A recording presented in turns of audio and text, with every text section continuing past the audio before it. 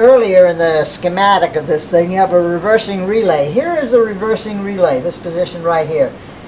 It is in the relaxed position now. As soon as I select a new channel, it'll energize, and you can see that.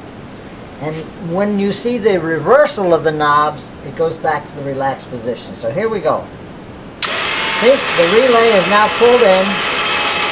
It's energized. And this is going to de-energize when these cams are at the particular spot. It's just de-energized. Not de-energized when that fiber follower got down to the end. It stays de-energized. It stays the only time that's energized is whenever the AutoTune is running in the counterclockwise direction. Right, that's what I meant. It stayed energized until the fiber thing got down there and tripped the switch, and then it no, what caused it to relax? Yeah, the fiber. Yeah, it had nothing to do with this. No. When this contact opened up in the well, they both have to happen. The follower gets down here, that switch opens, that switch then opens, the band switch finds itself, finds the gap, and then this then it reverses. Right. Exactly. I That's the just want sequence. to make sure I got it right. Yeah. This removes the first ground. Right. This removes the second ground. Removes the second ground, and then this relaxes. You got it. Yeah. Okay. I think I'm starting to... Oh, by the way, before... Say that again, what the topic is. No, let's talk about alignment first. Right. Should we pick it up? Now, you're on. When you're aligning the AutoTune of an ART13 with this in this housing and so forth, and you've got the panel removed, the TO says go to position 5, channel 5. That's very important for many reasons. It turns out that the switch that you can't see because of the bottom cover has its contact right up on top, or right on the bottom, so you can see the open. And also there's set screws. The alignment of these things, depending upon rotating these so that they're in the proper position. Oh, so that gives you access to the set screws in channel 5. Let me go to channel 5 and show you what I mean.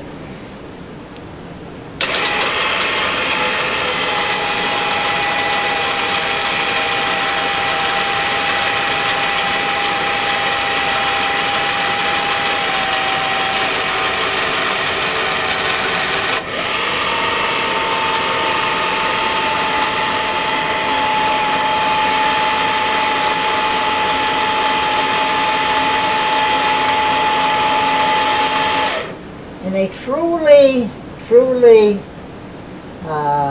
aligned unit from the factory, you'll probably find typically each with at least one of the set screws that you can get right out. And you notice this is out.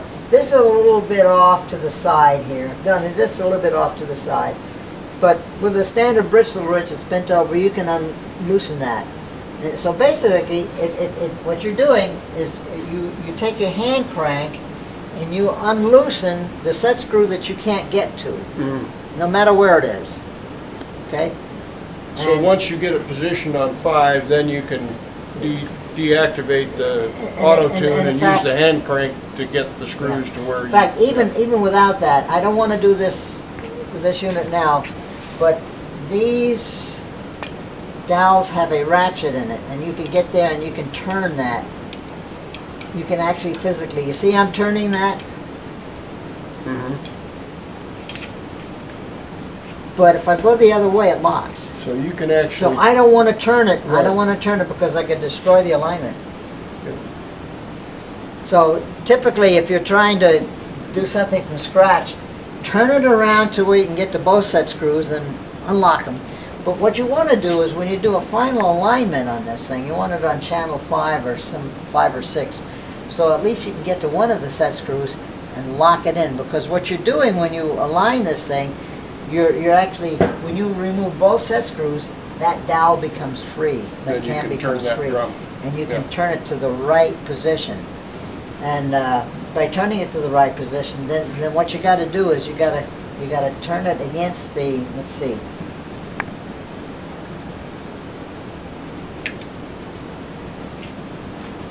So you have to Yeah, turn yeah. it right up against the pawl Yeah, catch? and what you do is you turn it, when you turn it and lock it, turn it back. Turn it back against the and make pawl sure, catch. and then lock it. And then tighten the screw. Yeah. Yeah, yeah, Otherwise it'll be off. yeah. I've done that before where it's off and it should be off just a... Yeah, just off, it winds up off just Yeah, a little yeah. bit, yeah. So it's a kind of technique that you develop whenever you get into these things. It's not an easy. It takes many hours to learn it, and, Well, after a while you get to the point where no big deal. It's starting to register. I mean, you've done, this is a huge help because I started at ground zero afraid of this thing, and I can now see how it works, and I can see which ones are important, what has to be aligned first, second, how to get this straight, then you start working on these. Yeah. And these, you have to put the whole thing in channel 5, get the screws where you can get at them. You may have to use the hand crank after turning it off, use the hand crank to get them in range, loosen them up, turn them and get them aligned against the catch, then tighten the screws. And one thing I'd like to point out too, a little tidbit, little tip. Once you find the position, the pawl for 5, it's will be in mid-stack someplace. And you know that that's down in. Take a little red ink pen and put a little red mark on that 5. on 5, so you know the number 5 pawl throughout the whole system, and that helps. Now we have not talked about the B dial. The A, the D, the C, and the E are relatively simple. The A dial is far more complicated. And I should point out that these AutoTune heads are geared to a worm gear that goes clear across the entire chassis, and it mates with this right here. There's a worm gear that's on the other side of that. You'll find, if you look in there, you see the little worm gears that's actually turning this. The A dial is a little bit more complicated because this fits in, and you've got a worm gear here and you got a worm gear here. Both have to be aligned just right. And then they both wind up running on the same shaft. Yeah, same shaft. And this is far more complicated. Try never to remove the B dial. It's a lot of work in that because you've got a spring back here that drives a rotating gear, and you can destroy your complete alignment of the oscillators if you take that thing out. And That's just send it back to the factory if you do that. It can be done. When I did this in the Air Force, I think I did about 2 or 3 of them, and it took all day because you may have to go through complete alignment. Well, the pertinent comment there is don't take the AutoTune mechanism out of the B dial. And there's probably no need to do that. You can lubricate everything without taking any AutoTune heads out, and we'll get into that now. Okay, when it comes to lubrication, I think the best way to describe this is to talk about the individual AutoTune heads. And here is one that represents 4 of the AutoTune heads except for the B dial. Now, you notice there's a bunch of, as far as nomenclature, let's turn this around this way. You have what's known as the cam drum. Now the cam drum has an oilite bearing at each end. The oilite bearing needs to be oiled. And that's best done by just putting a few drops of oil down between the end of the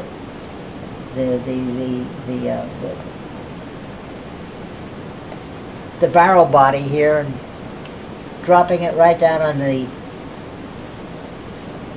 core, the dowel that goes through this, the metal dowel. Now, this has an oilite bearing at each end, so you oil at this point and you oil at the other point. Now you notice you've got a split ring in here too. One of these, the gear thing, can move with respect to this contains the ratchet part. So a drop of oil right here at the crack. But that seeped down into the thing, so that takes care of that. Now I'm going to rotate this slightly. The other things that need to oil have to do with the pawl. That's the cam, this is the pawl, and this upper portion is called a stop ring drum. Now the body that holds the pawls has to be lubricated, and that is done at two places. You notice that right here where the pawl is hinged at the center, each one of them is hinged at the center, and there's a dowel that goes through that. There's no bearings there, so a little bit of oil on between each one of the pawls, getting that oil down so that it saturates the point where it moves on the fixed shaft here. The other thing is, when these pawls go up and down, there's a little bit of movement between the spring and the actual point that holds the pawl, where it gives the pressure to go down onto the stop ring drum. Now that slight movement can cause problems in time if that's not lubricated. TO says put a little drop of oil on each one of these things, right where the spring touches the end of the pawl. As far as oil is concerned, you don't have to worry about the main drum. The main tune body has a seal bearing at each end, and that's already been pre-greased and sealed, so there's no lubrication there whatsoever. Now, the drive portion. The drive portion, you've got a worm gear that goes right across the top of this thing. You've got the shaft that goes the full length of the casting, and it has little worm gears for each one of these heads are. You want to get some grease. Now we're talking about grease this time. Just a good gear grease. You won't find what's in the TO today. If you do find it, it's probably pretty darn expensive, and probably is not made anymore. So a little bit, you take a swab with a tip on it. The store that sell these little swabs with a wooden dowel and a hard tip, felt tip on the end. Take some grease and saturate the worm gear on each one. And if you've got a hand crank and you're cranking, sometimes it's best to just rotate to different points on the worm gear so that you get different spots in this. As long as you see the gear saturated, I wouldn't say fully saturated, but there's a little bit of grease all the way around, and you're good. Now, one thing I like to mention is that I notice in the TO they talk about an oil wick. Later on, they provided oil wicks that were saturated with oil, and they actually sat on top of the gear to feed oil to the gear. And some units probably still have those. Most units, they've been removed. The earlier units didn't have anything like that. It was a later, it might have been one of the mods. Some of these units you'll find mod 1 through 6 on them. And it could very well be that one of those mods had installed these oil wicks. So they used oil then instead. But I think any good gear grease for home use is perfect. The other thing I want to talk about, that takes care of 4 of the AutoTune heads. Now we got the one over on the extreme right, which is the B dial. That's a little bit different, but the principles are still the same. And I'm gonna, let's see. You have to do it from this side. This sets in. This would be the bottom of the. This would be the bottom of the device, and that the side. So, by looking at the bottom,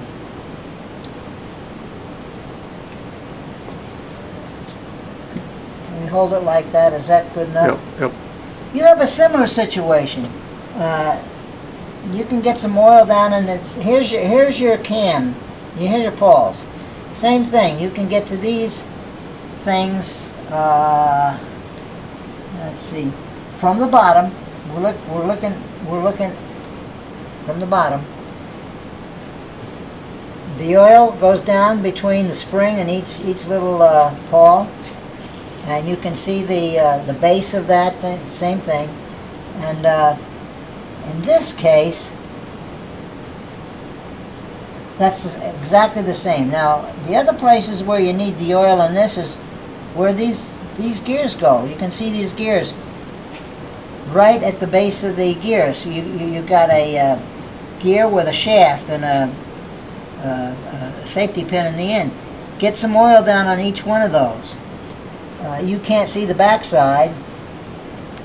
See, like here's an oil light bearing, but you can get some oil right at the base of that, even this shaft. Anytime you can get to an oil light bearing, where you see there's an oil light bearing in the casting, put a drop of oil there where the shaft goes to the oil light bearing. And that implies it. Now, as far as gears, I think they recommend some light grease on some of these gears here too. And you can get to the one thing about the grease part. Before I finish that, the worm gear goes back and forth. I think a little light grease on that that's a good thing too, because that worm gear is going in and out and it's got a thread. So you want to keep that lubricated. And you also have the holder of that. There's an oil light bearing at this end, there's an oil light bearing at this end. You go in and just a drop of oil at each point there. This is a little bit more difficult than the others because there's more places that you have to lubricate. The basic operation now, the gears go on, grease goes here. Now, I'd like to point out that on the surface, when you look inside the casting here, with the cover removed, that channel that has the worm gears is right here with my finger. It's in the backside and down. So there's various spots that you have to look through that you can actually see. You have to look through and where you can see, I can see the worm gear from here. One of these wicks with a little padding on the end with the grease, you just poke it down there and give it a little job in each one of these places. You got 2 points here. You got 1 point here, here, here, and here have to be greased. So there's actually six places where you got to put a little bit of gear grease in. Point those 6 out again. I was Once zoomed again, in. this one has 2. If you look at the back side of this, there are 2. There's a gear here, there's a gear here. So on the shaft you'll have 2. One can be reached from this side, and then the other you can get in from this side right here. You can see it. It's a case, and I also can see the gear for this one. This one is at a disadvantage. You may have to come in through this side here. Any place where you can get in and actually see the gear, just put a little bit of grease. And what you do, it would be best if you did this with power off and the hand crank in, so you could turn the thing for a quarter of a turn and grease it a little bit more, turn another quarter of a turn and grease it a little bit more, until finally you get the grease around the whole peripheral of the gear. And basically that's it. Some people, including myself, have put a little bit of grease on the drive chain. I don't think it calls for that, but it can reduce the noise sometimes. It reduces any ratcheting and so forth. You don't ever want to get in. There's a slip clutch in the back side of each one of these. This is not to be lubricated. There's nothing in the TO that says lubricate that slip clutch. Each one of these AutoTunes has a slip clutch device here, and that's supposed to be set at the factory, and I would not recommend, certainly not any petroleum product. Rarely, in one case I had to use a dry lube because the darn dial was so frozen you could hardly turn it. And that seemed to do the job, but you got to be careful. That's not recommended. Jules, a minute ago when we were talking off camera, you mentioned the fact that you could, if you were careful with alignment, pull out the A, D, C, and E auto-tunes and then put them back in carefully, but that you should almost never pull out Well, that's the correct. B. That's correct. You might go through that warning and why that there are two independent gear systems there. Well, all right. Well, one thing is at the heart of this AutoTune system is the A and the B dial. The fact that the B dial is a multi-turn dial and it doesn't have a simple spline. If you look at the back side of the A, the D, the C, and the E, you'll find a little collar here with a sprocket that has little teeth in it and a dead place that's wide. There's a little brass coupling that goes between this and the element it's tuning. It's only about 1 inch long, and one side fits into this and the other side fits into the element that you're tuning, and you can't put it in a different way. What you say about removing something and putting it back is absolutely correct. I'm in a process now where I'm having to actually remove a multiplier section. To do that, you have to take the A dial out. And I read through the instructions very carefully on that. And they say, remove the A dial, but do not touch anything after you removed it, and put it back exactly as you found it. And this is to prevent realignment, because if you have to do a realignment of the A dial, that's a little bit more complicated, because you have to first align the A dial with the B dial, since this is the heart of the AutoTune system. Well, and the thing that you pointed out also was that beside the spline issue on the back of this one, there are two independent gears that run. That's correct. And if you take them off and get these out of sync, then you've got another alignment problem.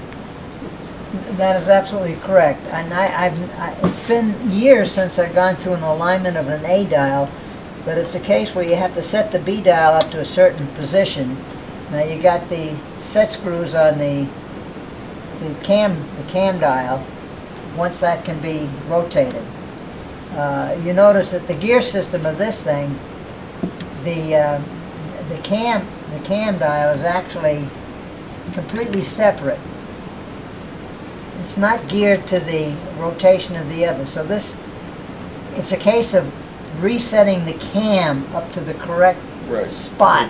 You have to be careful. If you ever have to pull this, you have to pull it carefully and then realign it carefully when you put it back in. And the one thing about this thing, it's if you look at I mentioned before that this has got a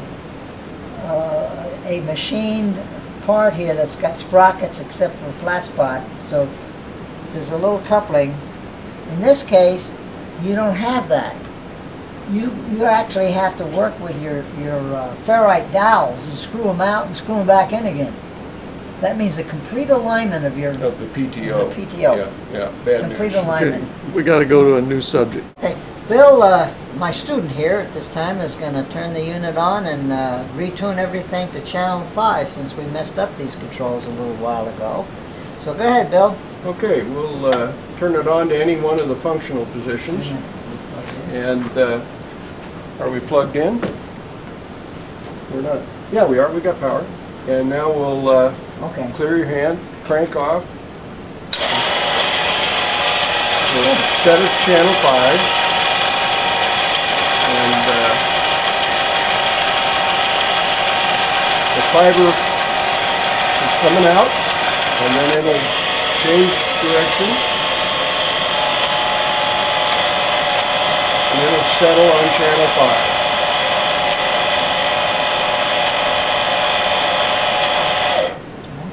Now we're going to align the AutoTune on channel 5, which is 5300 kilohertz on this tuning chart. So first thing we do is unlock all of the AutoTunes, and we tune channel 5A to position 6, and you go past it counterclockwise and then come up on it exactly, and then hold it and lock it. And one thing And you can then- do is, Bill, after you lock it, just grab it and give a good See where, test seeing it. if she's right on the Ah, number, then perfect. you got it. Okay, so we've set A on 6, we're going to set B on 828. So it's at 8, it's there.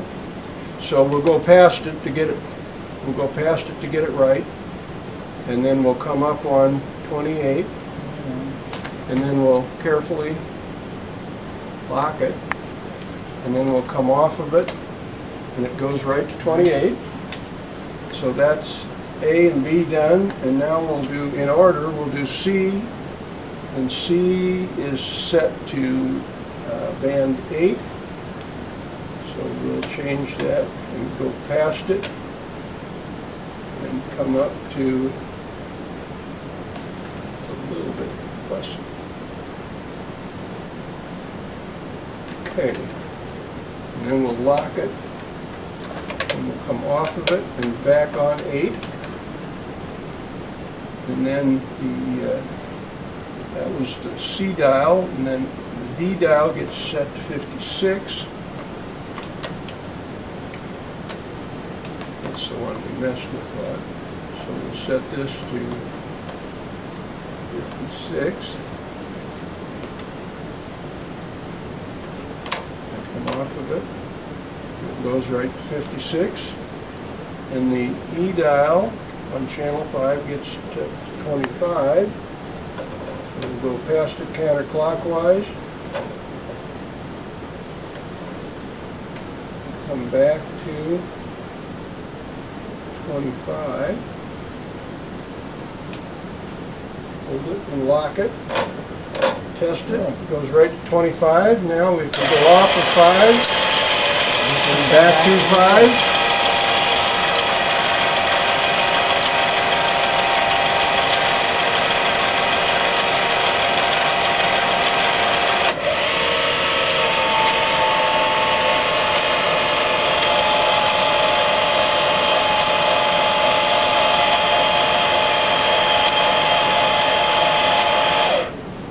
And we're now on channel 5, 5300 kilohertz, and we're 6 on the A dial, 828 exactly on the B dial, 8 on the C dial, 17 on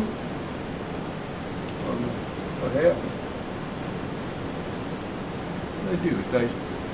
Oh, I slipped down a notch. I read the wrong number. That's why we. Oh, you that's set why- it up to 90? I set it up on channel 6 for Oh, okay. on my eyeballs. I don't have my Do glasses it. on, so we'll change this No problem. to 17.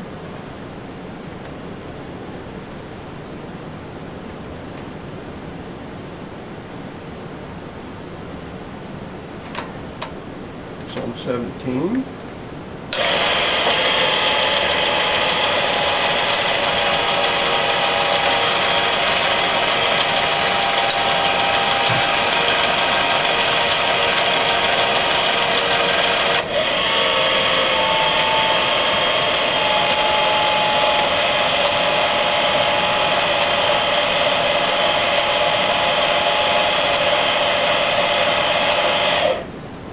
And the D dial is now exactly on 17, and the E dial is at exactly 25. Yes, and a couple comments on tuning since we're into that. On the C dial, you have an interlock on that dial that will prevent the transmitter from keying unless you're exactly on the number. I've had cases where, oh, my ART13 isn't working. Why? Because the C dial is a little off to the side. Good way to test that is key the ART13 in the tune mode, low power, and you'll notice when you get off the position, dyno motor is no longer running, not keying anymore. So this way you can check make sure that when you're right on the number, you should be able to key. If you're slightly off, it will not key, and you think you've got a problem. That's good to I've know. had that. I've had that. So other than that, I think did a good job. Now we Well- gotta get a real ART-13 in your hand so that you can tune it up to your own antenna. Well, Jules, I can't thank you enough.